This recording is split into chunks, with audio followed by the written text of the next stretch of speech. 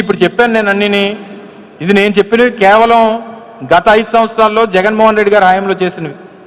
గతంలో వారి తండ్రి రాజశేఖర రెడ్డి గారి హయాంలో ఇప్పుడు మనం మాట్లాడుకున్నటువంటి స్టీల్ ప్లాంట్ ఎక్స్పాన్షన్ కానీ, లేదా స్టీల్ ప్లాంట్ని డిస్ఇన్వెస్ట్మెంట్ వైపు తీసుకెళ్తున్నప్పుడు ఆపినటువంటి సందర్భాలు కానీ, BHPని BHELలో విలీనం చేయడం కానీ, హిందుస్థాన్ షిప్ యార్డ్కి ఆర్డర్లు తీసుకొని వచ్చి కాపాడినటువంటి సందర్భాలు కానీ, లేదా BRTS రోడ్లు కానీ, IT టవర్స్ కానీ, ఇలాగ అనేక కార్యక్రమాలు రాజశేఖర రెడ్డి గారి హయాం దగ్గర నుంచి ఉత్తరాంధ్ర ప్రాంతానికి అనేక ప్రాజెక్టుల విషయంలో కానీ, అప్పుడు రాజశేఖర రెడ్డి గారు కానీ తర్వాత వారి తనయుడు జగన్మోహన్ రెడ్డి గారు అనేక కార్యక్రమాలు చెప్పారు, అనేక కార్యక్రమాలు చేశారు. వారు ఇరువురు కలిసి 10 సంవత్సరాలు ఈ రాష్ట్రానికి ముఖ్యమంత్రిగా ఉన్నారు. అదే చంద్రబాబు నాయుడు గారు ఈ టర్మ్తో 20 సంవత్సరాలు అవుద్ది. ఆయన ఏం చేశారో మేమేం చేసామో అనేటువంటి చెప్పడానికి చర్చకు సిద్ధం మేము. వారు ఏ రోజు ఈ ప్రాంతానికి, ఉత్తరాంధ్ర ప్రాంతానికి మంచి చేసినటువంటి సందర్భాలు ఏ రోజు లేవు.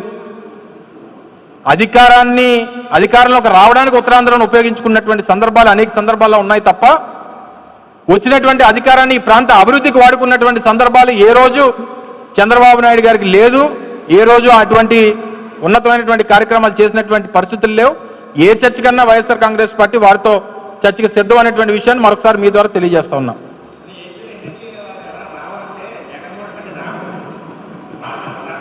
ఎవరు ఇస్తారు? ఎందుకు ఇస్తారు?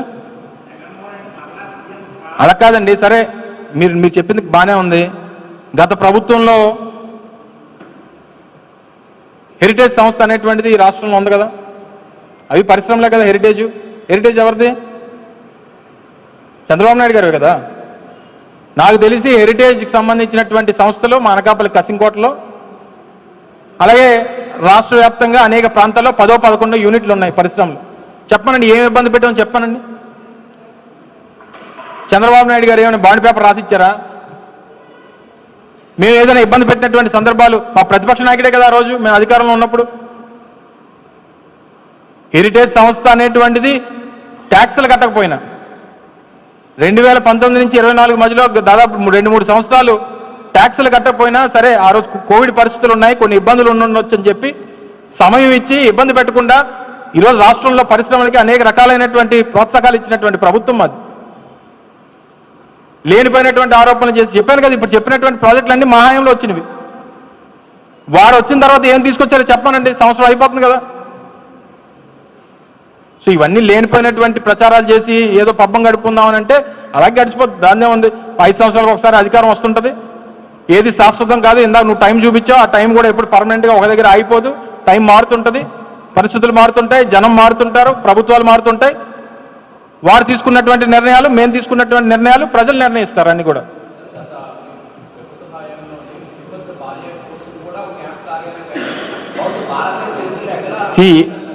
ఏదన్నా చెప్తాడు ఆయన ఏదన్నా చెప్తాడు. ఇప్పుడు వాడుకోమనండి. అదేం ప్రైవేట్ కార్యాలయం కాదు కదా. ప్రభుత్వం సంబంధించినటువంటి ల్యాండు, ప్రభుత్వం సంబంధించినటువంటి డిపార్ట్మెంటు, ప్రభుత్వం సంబంధించినటువంటి భవనాలు ప్రభుత్వం ఏ రకంగా వాడుకోవాలనేటువంటిది వారి నిర్ణయం. ఎక్కడ అవుతుంది? దేనికి అవుతుంది? ఎవరు చెప్పారు? ఆయన ఉన్నాడు, ఒక నెల ఏమన్నాను అందులో. మేరానికి పోవడం ఏంటి? ఇప్పుడు ఉన్నది కదా. నేనే ఓపెన్ చేశాను అది. మా తాలూకా ఆ రోజు టూరిజం మినిస్టర్ రోజా గారు నేనే ఓపెన్ చేశాను దాన్ని. టూరిజం ప్రాజెక్ట్ అని చెప్పి ఓపెన్ చేసాం. తర్వాత కమిటీ వేసాం. కమిటీ వేసిన తర్వాత ముఖ్యమంత్రి గారి కార్యాలయంకి అయితే బాగుంటుందని చెప్పి కమిటీ నిర్ణయించింది. సరే, దానికే వాడదామని చెప్పి మీకే చెప్పాం కదా. ఈలోపు ఎన్నికలు వచ్చాయి, ఫలితాలు మారినాయి, పరిస్థితులు మారినాయి. ప్రభుత్వం ఏ రకంగా వినియోగించుకోవాలనేటువంటిది ప్రభుత్వం ఇష్టం. అది చంద్రబాబు నాయుడు గారు డిసైడ్ చేస్తారా, పవన్ కళ్యాణ్ డిసైడ్ చేస్తారా, లేకపోతే లోకేష్ డిసైడ్ చేసుకుంటారా అనేటువంటిది వారి నిర్ణయం తీసుకోవాలి తప్ప ఇప్పుడు దానికి మెయింటెనెన్స్ 10,000 అవుతుంది, 20,000 అవుతుంది, 50,000 అవుతుంది మాకు చెప్తే ఎలాగా? ప్రారంభోత్సవం చేయడం ఏంటి? ప్రారంభోత్సవం అవ్వకముందే కమిటీ ప్రాసెస్ జరుగుతూ ఉంది. అప్పుడు అనేక బిల్డింగ్లు చూస్తూ ఉన్నారు. వచ్చింది. నువ్వు పొరపాటు పడతావు. అంటే నీకు పంపించలేదేమో, ఏబిఎన్ ఆఫీస్కి ఏం పంపించలేదేమో, కానీ మామూలుగా గవర్నమెంట్లో అయితే కమిటీ వచ్చింది.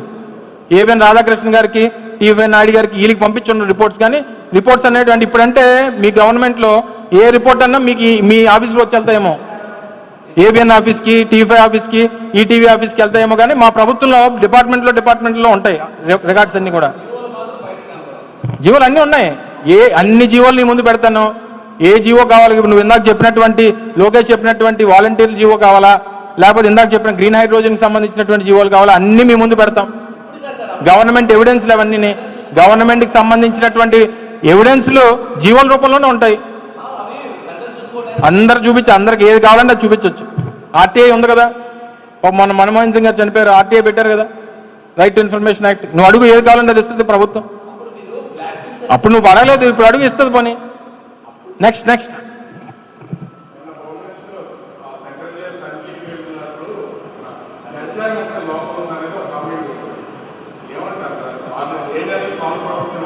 ముందు మన పేషీలో ఉన్న గంజాయి మొక్కను తీస్తారా లేదా? మన పేషీలో మన ఇంట్లో ఉన్న గంజాయి మొక్కను తీస్తారా లేదా? ఎందుకని లేకపోతే మనమే పెంచుతున్నాం దాన్ని? చివరికి ఏ పరిస్థితి వచ్చిందంటే గంజాయికి సంబంధించినటువంటి దొంగలు ఉండాల్సిన సెంట్రల్ జైల్లో గంజాయి మొక్కలే పెంచుతున్నారంటే ఇంకేం చెప్తాం? ఇంక ఈ వ్యవస్థల గురించి ఏం మాట్లాడమంటారు నన్ను? గంజాయి వ్యవసాయం చేసేవాళ్ళు, గంజాయి రవాణా చేసేవాళ్ళు, గంజాయి స్మగ్లింగ్ చేసేవాళ్ళు ఉండాల్సినటువంటి సెంట్రల్ జైల్లో ఇంకా అక్కడెక్కడ ఎందుకు గంజాయి ఏదో సెంట్రల్ జైల్లో పెంచేస్తే ఇంకెక్కడికి వెళ్ళాల్సిన పని లేదు కదా అని అనుకునే పరిస్థితి వస్తే అందులో ఎవరెవరు ఉన్నారు ఇన్వాల్వ్మెంట్? మంత్రి గారి దగ్గర నుంచి కింద ఉన్నటువంటి ఆ జైలు వార్డెన్ల వరకు ఉన్నారా? లేకపోతే ఖైదీలతో పాటు వీళ్ళు కూడా కొమ్మక్క అయిపోయారా? లేకపోతే వాళ్ళ పేషీల్లో జరుగుతున్నటువంటి పనులు చూసుకోలేక, లేకపోతే ఎక్కడి నుంచి ఎంతెంత వస్తున్నాయో లెక్క పెట్టుకోలేక సమయం సరిపోవట్లేదా? నిన్న ఒక మంత్రి గారు హైదరాబాద్లో ఘనకార్యాలన్నింటి గురించి మీ పత్రికలో వచ్చినట్టున్నాయి, మీ గెజిట్లోనే వచ్చినట్టుంది. గెజిట్లో వచ్చింది నిన్న వచ్చింది. సో ఒక మినిస్టర్ గురించి వచ్చింది, మొన్న ఒక మినిస్టర్ గురించి వచ్చింది. వెరీ గుడ్, అప్రిషియేట్ చేస్తున్నాను సార్, నేను అప్రిషియేట్ చేస్తున్నాను నేను. సో ఇవన్నీ కూడా ముందు మన ఇంట్లో గంజాయి మొక్కల్ని, మన పేషీల్లో గంజాయి మొక్కల్ని, ఇంకా రాష్ట్రంలో వ్యవస్థల గురించి అంటారా? మనకి దాని మీద దృష్టే లేదు మంత్రులకి. ఇంకా మంత్రులకు దృష్టి అయినప్పుడు జైలు కాంపౌండ్లో ఏంటంటే ప్రతి సెల్లో కూడా పెంచుతారు. ఇంకా దీని పెద్ద ఎత్తున ఒక పెద్ద ప్రచారం గతంలో మామిచ్చేశారు. ఇప్పుడు ఏం జరుగుతుంది అన్నటువంటిది మీ కళ్ళ ముందు కనబడుతోంది.